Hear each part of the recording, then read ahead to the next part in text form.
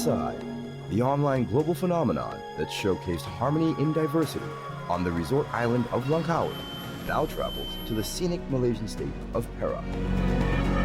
With an all-new group of first-time visitors from around the world, 5 strangers brought together to see if they can set their differences aside as they share new challenges and adventures in some of Malaysia's most magnificent and diverse landscapes. Challenging the wild, each other, and themselves. The first time was legendary. This time, it's wild. Differences aside, Perak wild.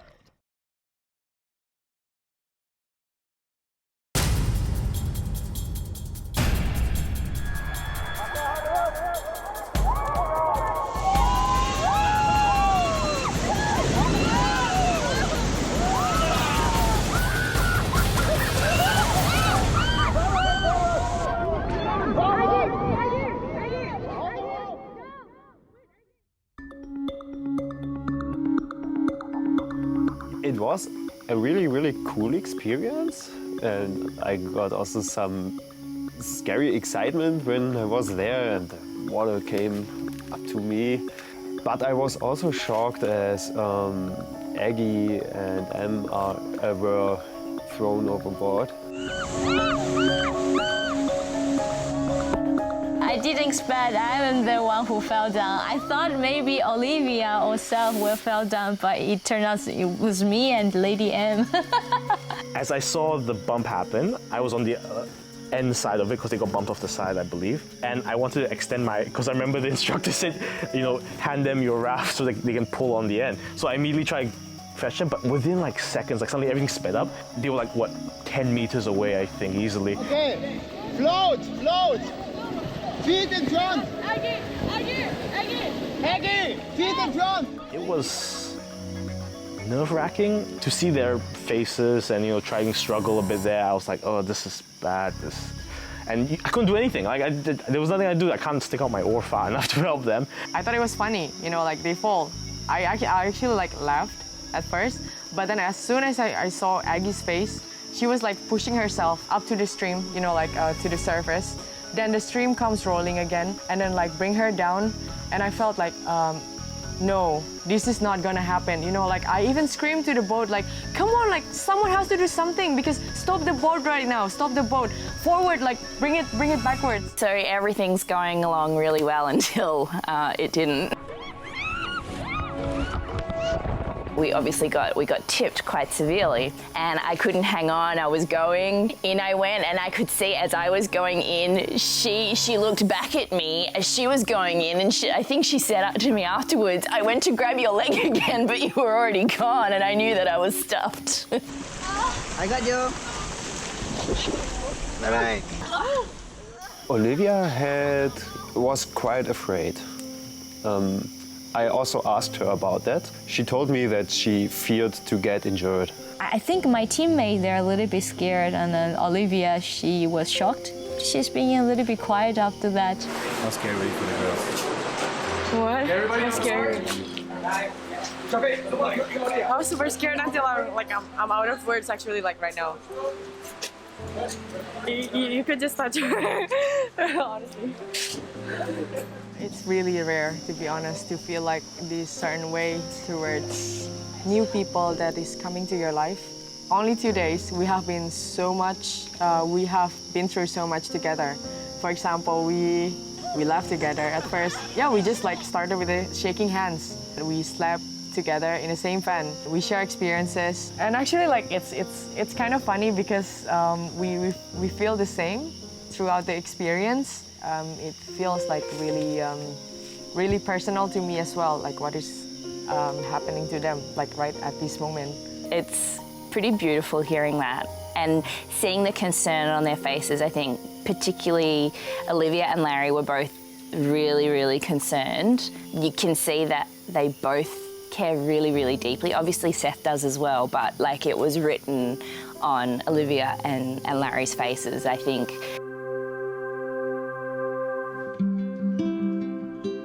It's really special, and I think when people are brought together for this experience, it can go one of two ways. Either going to bond, or it could be awkward, right? And we're just really lucky that we've bonded so well, and we're all so different, but we find things, we've talked enough, we find things about each other that we connect with, and we learn more about each other all the time, and it's pretty special. I can see that we're all going to stay in contact for a long time, and, you know, more holidays to come, I hope.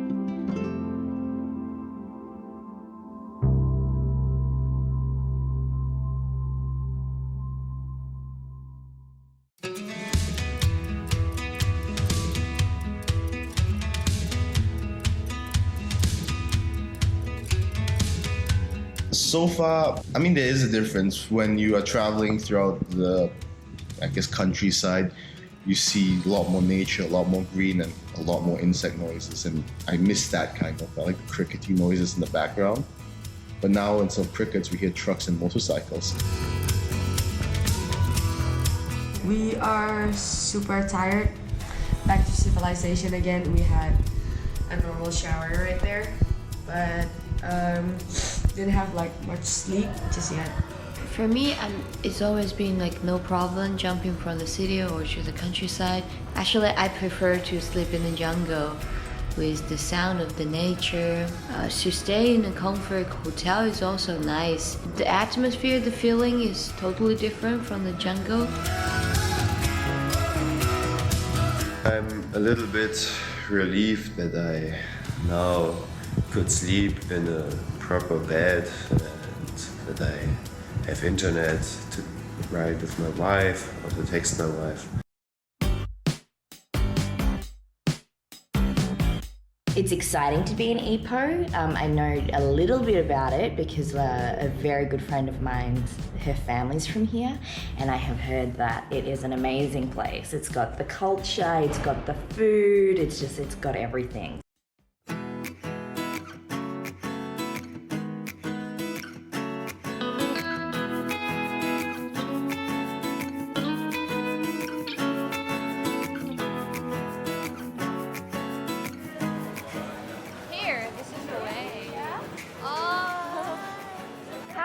Good morning. How are you? Hello. Welcome. Welcome to Ipoh. It's breakfast time. Yay.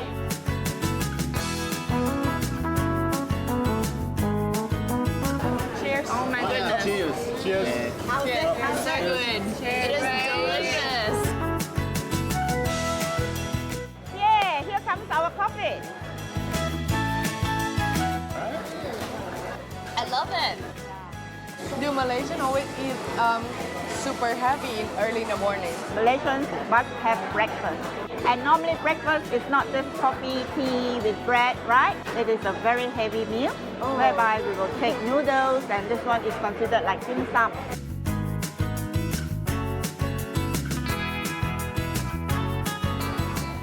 It's so good.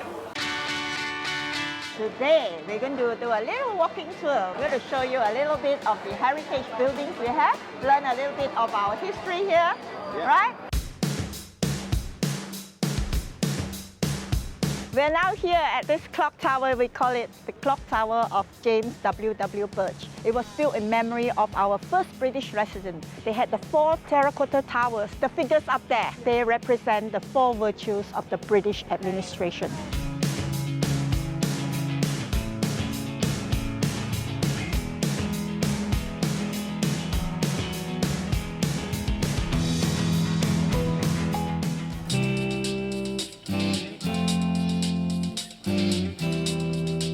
Most interesting place that we will be going to will be to the concubine lane. Oh wow! Yeah, we actually heard about that. Concubine lane, have you heard about that? All right, see what is this? Concubine lane. Remember I told you at the Kopitiam, we are coming to Concubine lane. We are here already. This is the Chinatown where they first congregated. It's like a red light area at that time where the tin miners used to have their good time. And the money. Yeah. Spend the money. All right, come, let's go. these concubines, they don't get to see the emperor like anytime they want. Okay. You know, it's like sometimes they don't even get to see the emperor once in a lifetime, and that's it. So that's why we call them the concubines here. Right.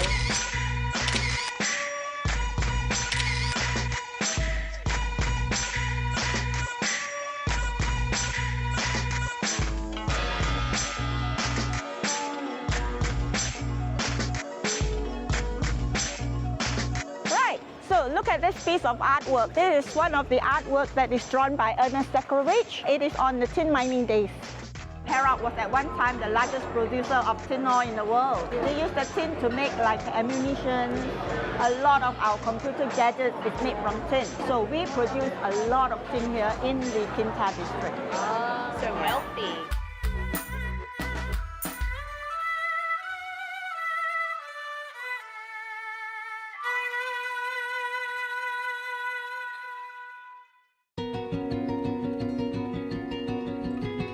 When we went to the cave, what I did notice was like the change in environment, like became more peaceful, and like you can feel the atmosphere of like Zen. When you enter the cave, it feels like the world outside it stopped. You don't know what's going on in the outside world when you're inside the cave, and that's really peaceful, I think. The place is really calming, and we could feel that it's really a place where people actually like go to pray a lot to the deities. Yeah.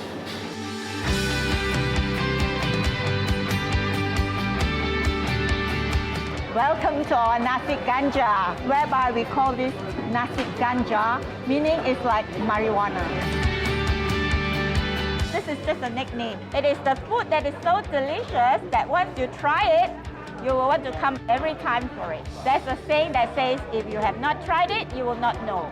But once you have tried it, you will come for it every day. I was a little bit scared by the colour of the curry. As you know, I don't eat a lot of hot food back at home. And even Rosalie, our guide, said, this is a little hot for me, so just be careful. So I thought, I'm gonna try anything once. And I did eat the chicken. I didn't eat all the sauce, but the flavours were really incredible. How do you find the food in your country? We obviously eat quite different food. We use different spices. The food is not as spicy back home, but if we wanted to find something similar, we could do that in Melbourne. I feel it's a little bit too much for me, but I still love it. Maybe because in the morning I had a lot, so I don't have enough space to have it. But then I love it. It's mixed with Chinese flavor and with Indian flavor. Then we went to the dessert for the chendui. We are having the best dessert here in town, known as the chendui. Yeah? So chendui, it's like dessert, scrape ice on it. And they have like greenish color, like made from bean, together with black sugar and coconut sugar, coconut milk. That sounds good. This is real dessert.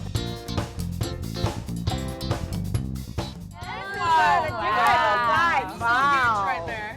Oh, this is a lot. Is this the durian one? This is the one with the durian. Oh, with the Look at the durian. durian there. I think I was kind of upset Larry didn't try. Larry had tried durian before and knows he doesn't like it, but a little sadistic part of me likes it when people try durian and they don't like it and make a face. And it just makes me feel satisfied that I like the fact that I like durian, so. I don't know what everybody's so concerned about. It's a really interesting fruit. It's very strong, but it's complex. I would eat durian again. Oh, It's excuse me. What is this? This one. Hi, what's your name? Oh, come on, I talk with him first. This girl knows how to flirt, and I need to learn some skills off her. But I think she was so comfortable getting in there and being like, okay, I want to get close to this guy. He can show me how to make this dessert. I'm going to learn a skill and, you know, have some eye candy at the same time. I'm gonna serve it for you, like especially every day when you wake up. At first I had no idea how to react. I was like, are we gonna redo this or are we gonna keep going? And the fact that we kept going, I was like, I think it was fun. It was really fun. It was funny, it was entertaining, and then everyone had a good laugh. Part of me was kind of envious to have like that kind of confidence, just go off and do that. So that was kind of fun.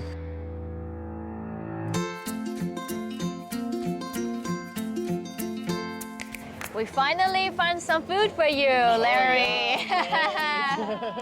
Well, I had naan before, and I like to visit Indian restaurants. The taste was quite familiar, and I know that I liked it before, and I like this too. Let's get in, guys. Let's try it.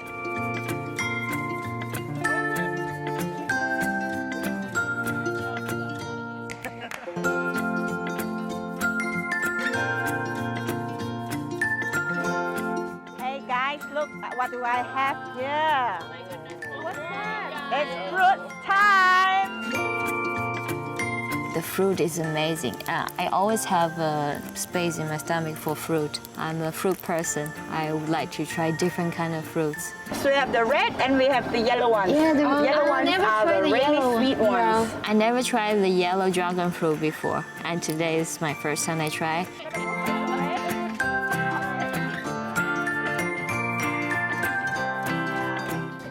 Good. This is better than the red dragon fruit. To be fair, I never tried the red dragon fruit, so I can't compare.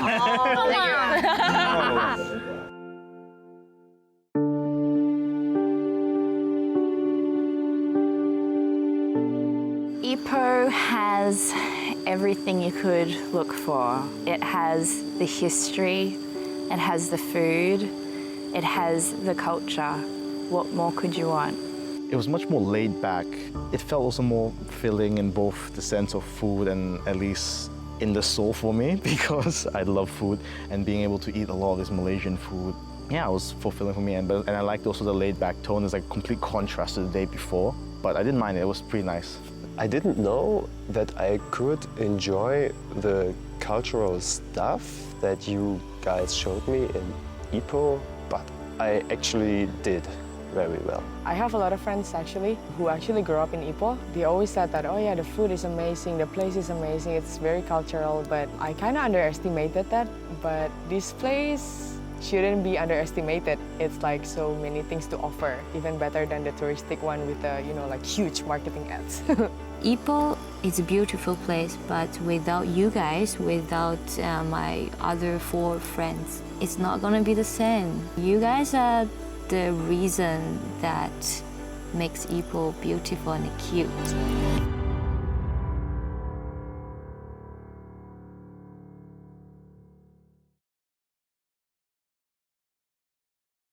I mean, I have 2 options. Either risk losing my glasses or not see anything during the entire rafting experience. Oh, and I broke it. Anyway,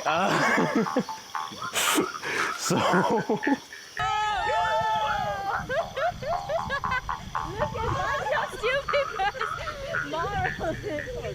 Tom? All right, and Larry. Okay, so Seth, was there a story about Chinda? And his mom. And his mom? Actually. Okay, Seth, do you actually have a story about your mom and Chinda? Okay, yes, the story about her mom.